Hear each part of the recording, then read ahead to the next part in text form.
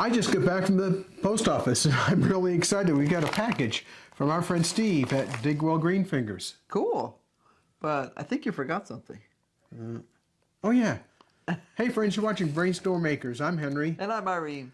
And yeah, we got a package from Steve. Cool. Well, let's see what it is. There's a kitty cat under the table tickling me. With her tail.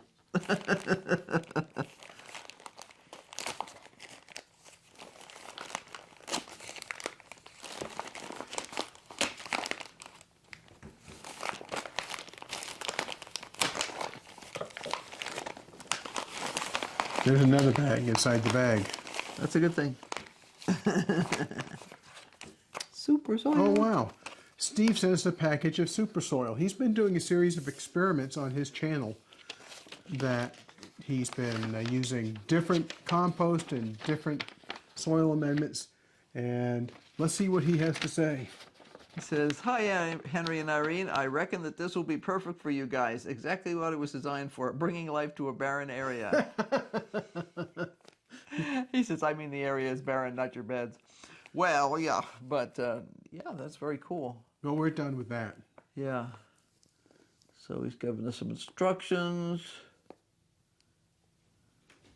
Open with care. This stuff goes everywhere. Once it's damp, it's like the dirtiest mud ever. Oh, that's like some of the inoculants you use. I swear it takes like a week to get it out from under your fingernails. It's worse than barbecue sauce. Well, thanks for sending this to us, Steve. It's going to be really interesting to try it. I'm pretty impressed with what you've had happen on your channel with your trials on super soil and all those different composts. Some of which worked well and some of which didn't work well. Kind of like what we're having here. Right. Well, we've seen a couple of channels talk about getting soil that was contaminated with Grazon. Now, for those who are not tuned into this issue, Grazon is a chemical that is sprayed onto pastures by farmers to kill broadleaf plants. Well, broadleaf plants unfortunately includes legumes, peas, beans. Tomatoes will get wiped out by it. There's a lot of plants. Pretty much every veggie that you want to eat is going to be impacted. The big thing with organic products is you have to have this entire chain of information about them.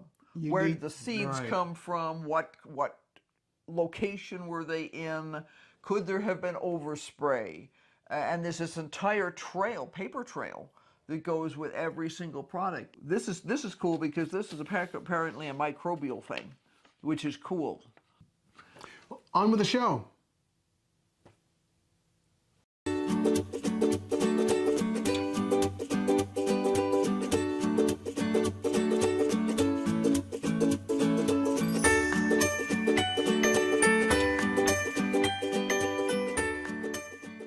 Now this is thyme. I have not planted thyme before. I had previously purchased thyme. I have one very unhappy little plant in the garden, and I did not want to risk losing that. So I want to go ahead and get some more out into the garden. Usually when the seed companies are selling you itty-bitty, teeny, tiny seeds, they will put them into some sort of a little folder thingy like this. This one happens to be wax paper. I've gotten some others in jars. I've gotten, especially the expensive ones, will come in a little tiny vial, about that big. These seeds are tiny, tiny. They look like they're going to be the size of maybe pepper grains, you know, ground pepper that you would shake out of a pepper shaker. So I am going to just grab a couple and put them on here. I'm not going to, let's see, life cycle. Yeah, just barely covered. We'll see if they'll do anything for us. I'm trying to get some more thyme started in the garden. It's a perennial. If we can get it happy and going, we'll just leave it. And that's our goal, is to just leave it.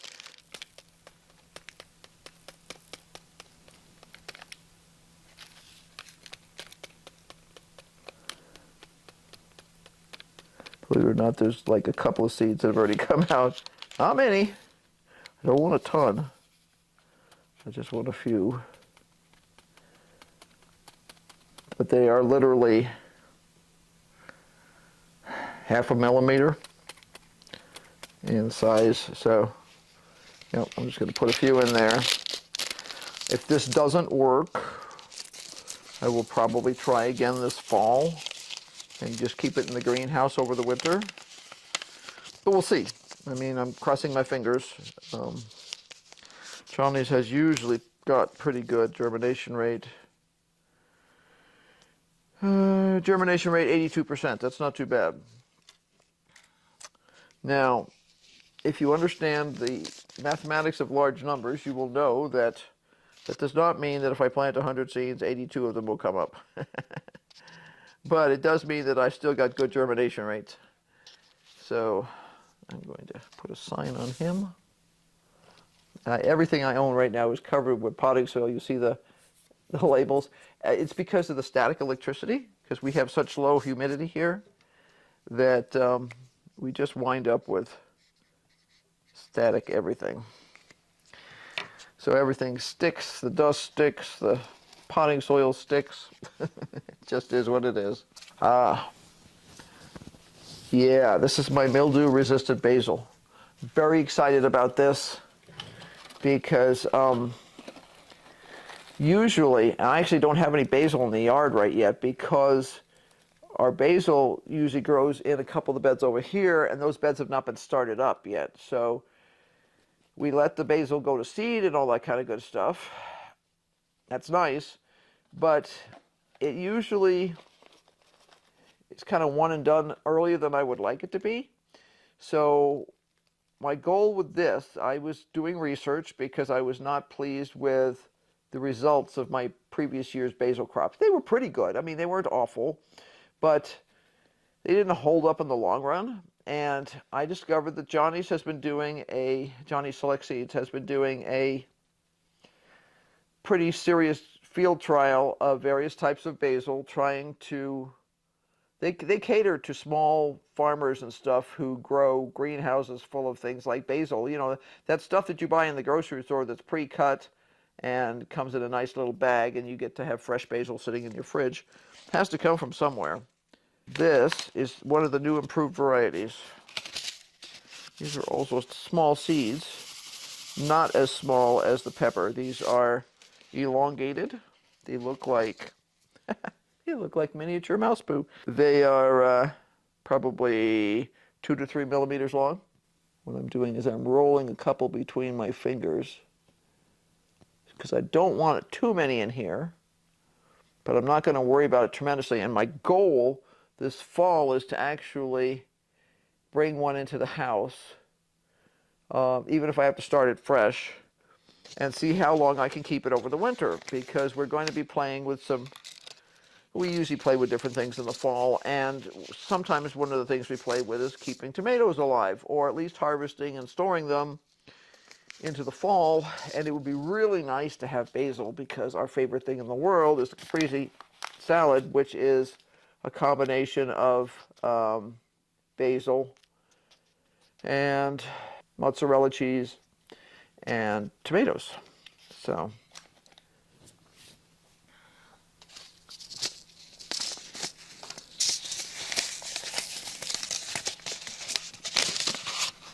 and I just managed to dump a little bit of the seeds out of there. So I'm going to add a couple more. That was silly. It's one of the reasons I don't like working in my actual seed container, my dirt container. But I'm in the dining room in my craft area here, so I'm trying not to totally trash the house. I suspect I will wind up with some basil growing in something else, because that's just the way it goes. Well, I can live with that. It's not the worst thing. Basil's not what I'd call invasive. Not around here, at least. If you don't water it, it doesn't do well. Now on to bigger seeds. These are nasturtiums. I love nasturtiums. When we lived in Massachusetts, we used to grow them every year. And my daughter was junior high school age at the time. And she would have friends over to eat, and we'd have a salad. And they thought it was the coolest thing on the face of the planet that we had flowers in our salads, because the nasturtium flowers are very edible, and they are slightly spicy. So it's just a little bit of spice. It's not one of these, oh, that's too spicy things. It's not like hot peppers or something. It's just a little bit of spice. And they're beautiful because they're usually like oranges and yellows and stuff like that. So to have a basically green salad with flowers in it, the kids thought that was just too cool. So yeah, I still think it's too cool. Plus, I just love the way the flowers look. So we're going to try and get a few of these little boogers to come up. I have had very poor luck here in the last few years with nasturtiums, and it's because they are tender and I'm sure very yummy. Not just to me, but to every kind of rodent on the planet. So I'm trying again. I've got a whole stack of seeds. If this doesn't work, I may replant even. They're 60 to 70 days to maturity. You know, you kind of push your luck at some points sometimes, but I'll get these out of here before I forget which ones I put seeds in. I'm just putting 2 seeds in each one of these containers so that they have plenty of room, and if they both come up, I'll simply split them, or if I have a good spot to put them, I'll just put both of them in. These get buried 1/4 to 1/2 inch. If I was planting them outside, I would definitely plant them 1/2 inch deep, because one thing we've learned here is that if something says 1/2 to an inch, plant at the inch. It gives them more time to get more sturdy before they pop out of the dirt, and they'll be less susceptible to drought problems here. So there's one nasturtium sign from a previous batch. You see, this is a used one, so I'm just putting that back in. And I'll make some new ones.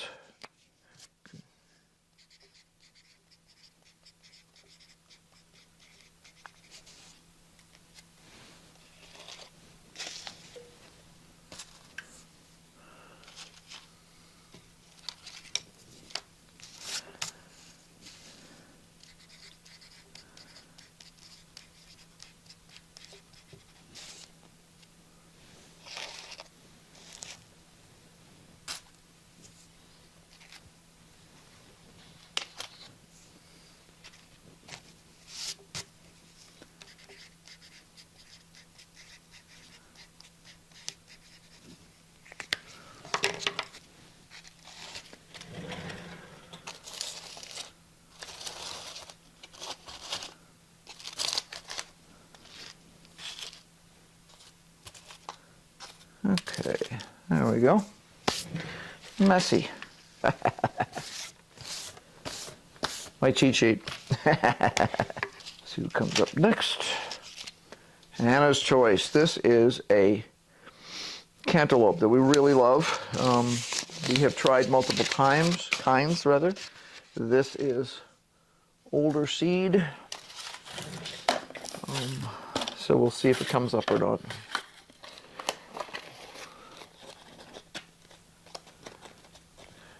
But it's what I have on hand. If it doesn't come up, the world will not end. We did experiment with watermelon in the greenhouse last year. The watermelon did okay. It produced a couple of watermelons. The variety of pumpkins that we tried was a 100% fail. It instantly became ill, because apparently it had 0 disease resistance to what we have around here. And the plant looked great for probably a couple of weeks, and then it looked terrible. So we are not ever going to grow that again. We need a much more disease-resistant variety here. But I'm going to draw 4 seeds and see if anything comes up. If it doesn't, I will probably try again at the end of the summer, and we'll pop it into the greenhouse and see what happens. Our goal here is to have plants that will go into the garden. We have raised beds that we use for our watermelons, cucumbers, and stuff like that. Well, we have used them for cucumbers. We're going to see whether we use them for cucumbers or not this year. We'll know that answer in a couple of days here. We've tried other choices. Sarah has a choice too. And I think we've tried some other ones years ago. And then it was a matter of, we sort of forgot which one we liked better. And then we grew them side by side here a couple of years ago again. And decided Hannah wins out over Sarah. I couldn't tell you which one. I'd have to look back and see if I had it in my notes. One of them did better. Well, they may have both done well in Massachusetts, but that's a very different climate. So sometimes you find something you really like in one location in the United States, and you can't grow them when you get to the next one. It's always a little sad, but you just have to accept the fact that you moved. You know, it's just the way it is.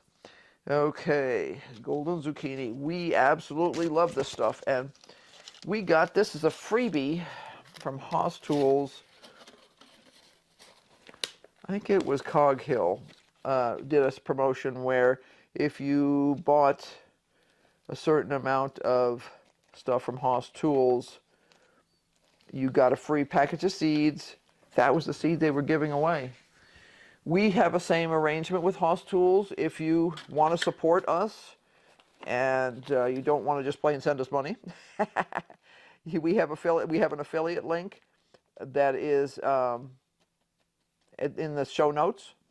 And if you click on that link to go to Haas Tools, it will let them know that you're buying because you learned about them through us. And we get a small thank you sum from them when you buy something. If you do buy more than, I don't remember, I want to say $30 from them, they will give you some free seeds. I think they're giving Bright Lights right now, which is a really nice Swiss chard, where you actually don't have any Bright Lights right now growing around here. We did for years, but at some point we moved them. They were kept reseeding, and we loved that. But then somewhere along the line we didn't, and they didn't, and yeah, you know how that goes. Very pleased with the Swiss chard, so yep. We also have that sort of arrangement with Haas. They appreciate it when we bring them customers. And we'll always be straight up about whether we like the seeds and the plants. The problem with seeds and plants is they're always so dependent on the environment you live in and your personal taste preferences. I mean, I'm sure there'd be somebody out there who would think these golden zucchinis were disgusting. Well, maybe they hate zucchinis, but the golden zucchini do not taste exactly like a zucchini. And we found last year that we actually enjoyed these as much, if not more, than regular zucchini. We do not pick any zucchini large. We do not allow baseball-sized zucchinis in our garden. We just don't. We pick most of our zucchinis about that big, so that's maybe 6 inches of fruit and, you know, whatever the inches of stem are. And we like it that way because that way you're not dealing with a whole bunch of seeds and stuff. These are not particularly seedy varieties. And we like to keep it that way by not letting them produce mature seeds. The number of people I've seen who do things like they grow baseball-sized, you know, baseball bat-sized zucchinis, and then they're complaining that they have too much zucchini, and oh, their children don't like it, so they peel them. Well, 90% of the nutrition in a zucchini is in the peel. So what you're doing is throwing away the nutrition and feeding them water that tastes like zucchini, because that's what most of the inside is. We prefer to make them small. We use them skin and all, and we like to do stir fries with them. We do, it is against my religion being good vegetables and good food, to cook zucchini or any other kind of squash until it is slimy. I don't like that. So we grow them and we use them. We have a spiralizer to make them into noodles. We also do a lot of stir fry, but that's one of the last things that goes in, so they are still crisp. They do not turn into mush. And we like to do them as vegetable tempura. And that is probably, I mean, we will have tempura festivals in the summer where we just see, Henry will just start making tempura and we will just eat it until we're full. And that's all we'll have for dinner is vegetable tempura. Which doesn't sound silly to me, but you know, we like veggies and we like tempura, so it's a great combination.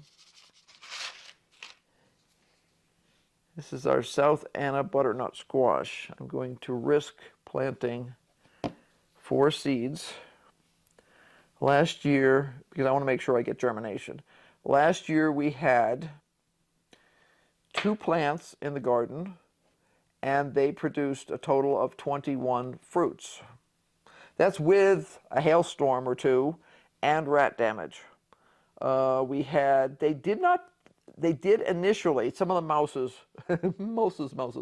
mice were chewing on some of the fruit and did make some small bits of damage, but the fruit scabbed over again and grew just fine.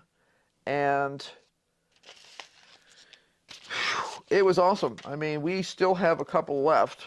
I need to cook them, but they're starting to dehydrate at this point. We don't even have a good place to keep things like that. We don't have a fruit, you know, a cellar or something that we could store things like that in. And we don't have a really cool location. So we've tried to keep them as cool as possible, but I know we have not even vaguely succeeded. And they still have held really well. South Anna is a stable hybrid. That means they started hybridizing for disease resistance and other things years ago. Then they just kept playing with those seeds until they stabilized in terms of what they produced. And it is an awesome, very vibrant, very sturdy plant. If it can make it around here, it can make it anywhere.